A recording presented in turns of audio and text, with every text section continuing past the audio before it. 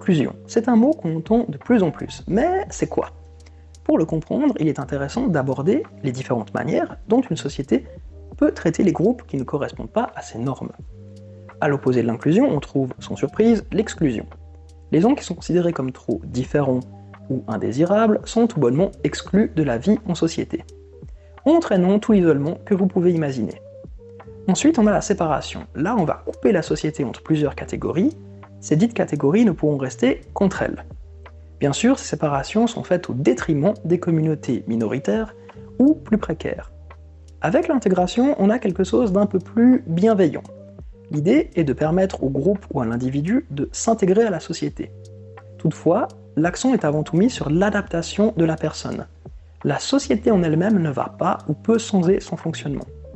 L'inclusion, c'est justement l'idée que la société s'adapte directement aux difficultés et besoins de tout le monde. Ce qui est parfois reproché à l'inclusion, c'est qu'elle est complexe à mettre en place. On pourrait même se demander si une société 100% inclusive est vraiment possible. Difficile de répondre à cette question. Mais pour être sur un avis plus personnel, oui, l'inclusion demande du temps et des moyens. Mais d'une part, il ne faut pas que ce soit une excuse pour ne pas le faire. D'autre part, je trouve qu'on aborde souvent ce que l'inclusion apporte aux minorités, mais pas les aspects bénéfiques qu'elle donne à toute la population.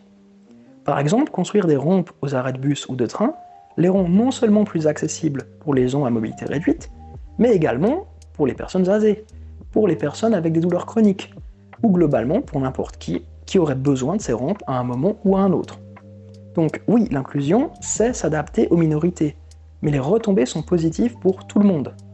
Et je ne vous ai donné qu'un exemple parmi tant d'autres. Le point le plus important est qu'une vraie inclusion ne peut se faire qu'avec et par les personnes concernées.